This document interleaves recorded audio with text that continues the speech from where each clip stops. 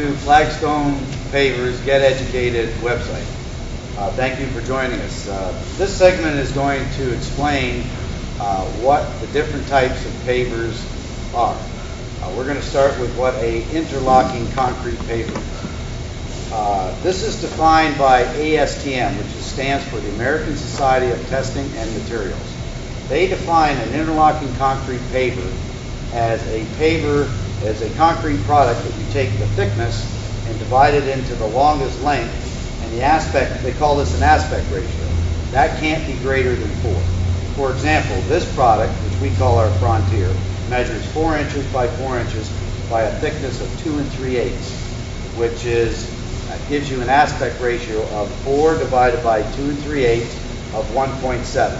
So this is an interlocking concrete paver. A 4x8, 60 millimeter or 2 3/8 thick paver would be divided by 8 inches, the longest length, divided by the thickness, 2 3/8, would give you an aspect ratio of 3.37. This 4x8 paver has an aspect ratio of 2.56, and the reason being is it's 3 1/8 inches thick. So you take your longest length, 8 inches, divided by 3 1/8, and that gives you an aspect ratio of 2.56. An 8x8 paver has the same aspect ratio as a 4x8 because it's the thickness divided by the longest length. Even though both sides are the same, it gives you an aspect ratio of 3.37. Our Anastasia is 2.74.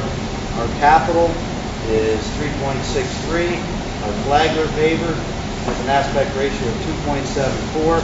And then our New England, which is made up of 3 pieces, has 2.53 on the 3x6, 2.53 on the 6x6, ratio of 3.79.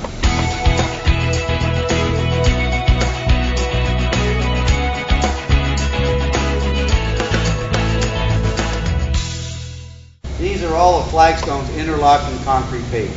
Now, the definition of interlock, I think that's important. A lot of people think they have to fit together like a puzzle.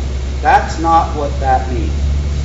The interlock is a rotational, vertical, and horizontal forces being distributed amongst the modular pavement. They're basically all handheld units. A hand should be able to pick these up and place them. Take a big hand to do this, but you can still do it. But it still meets that aspect ratio. So all of these products have the ability to transfer loads, both vertically, horizontally, and rotationally when they are installed. That happens through the joint sands and the base materials after compaction. That you can further define that if you go on to Flagstone's website and go to ICPI Tech Specs. You can find and read about what that interlock is. And I think it's very important that you know that.